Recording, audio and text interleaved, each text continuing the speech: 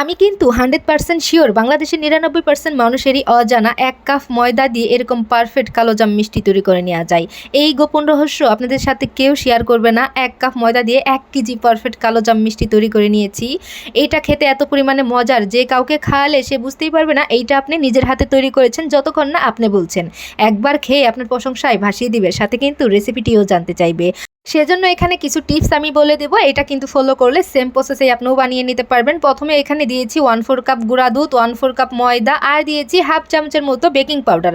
দেওয়া হয়ে গেলে একটু শুকনো উপকরণগুলো মিক্স করে নিব। মিক্স হয়ে গেলে এখানে দিয়ে দিচ্ছি 1 চামচের মতো ঘি। ঘিটা দেওয়া হয়ে গেলে আবারও আমি শুকনো উপকরণগুলো হাত দিয়ে একটু ভালোভাবে করে মেখে নিব। এই টিপসগুলো একটু ফলো করবেন, তাহলে আপনার মিষ্টি হবে একেবারে পারফেক্ট। এবার হচ্ছে আপনাদের সাথে ওই যে বললাম একটা গোপন টিপস আমি আপনাদের সাথে শেয়ার করব। এই টিপসটা কিন্তু অবশ্যই ফলো করবেন। এখানে আমি একটা ডিম দিয়েছি, 1 চামচের মতো চিনি দিয়েছি, সামান্য পরিমাণে লবণ, 1 চামচের মতো খাবার তেল, 1 চামচের মতো পানি দিয়েছি। দেওয়া হয়ে গেলে কাঁটা চামচ দিয়ে আমি একটু ভালোভাবে মিক্স করে নিয়েছি। যতক্ষণ না চিনিটা গলে যাবে ততক্ষণ কিন্তু মিক্স করে নিতে হবে। এখন হচ্ছে ডিমটা আমি দিয়ে দেবো। ডিমটা একসাথে দিব না, অল্প অল্প করে দিব।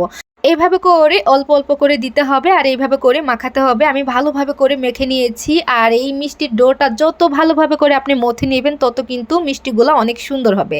তারপরে হচ্ছে একটা ডিমের 2 ভাগ আমি দিয়েছি আর 1 ভাগ বেঁচে গেছে। এটা কিন্তু কম বেশি হতে পারে, এটা কিন্তু একটু বুঝে শুনে আপনাদের নিতে হবে।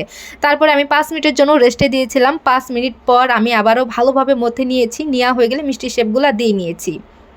5 মিনিটের বেশি এই ডোটা কিন্তু আপনারা রেস্টে দিবেন না। তারপরে হচ্ছে আগে থেকেই আমি তেলটা গরম করে রেখেছি। এখন হচ্ছে মিষ্টিগুলা দিয়ে দিব। আর এই জিনিসটা খেয়াল রাখতে হবে, এই পর্যায়ে কিন্তু চুলার আঁচটা হাই হিটে রাখা যাবে না, একেবারে লোতে রাখতে হবে। রেখে মিষ্টিগুলা ধৈর্য সহকারে একটু ভেজে নিতে হবে। যখন সুন্দর একটা কালার আসবে তারপরে হচ্ছে মিষ্টিগুলা নামিয়ে নিতে হবে। নামানো হয়ে গেলে এখানে আমি 4 কাপের মতো পানি দিয়েছি, 2 কাপের মতো চিনি দিয়েছি।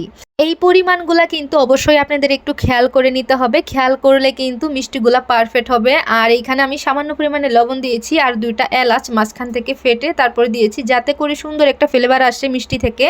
এই তো এইভাবে করে কয়েকবার আমি বলক উঠিয়ে নিয়েছি। নেওয়া হয়ে গেলে মিষ্টিগুলা দিয়ে দিব।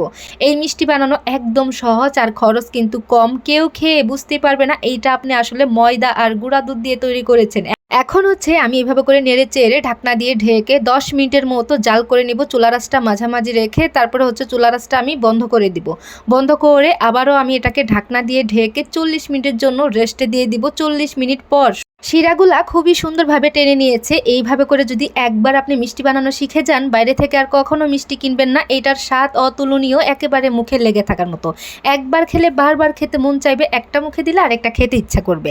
ভিডিওটি হারিয়ে যাওয়ার আগেই শেয়ার দিয়ে রেখে দেন, যাতে করে আপনি দেখে দেখে বানাতে পারেন।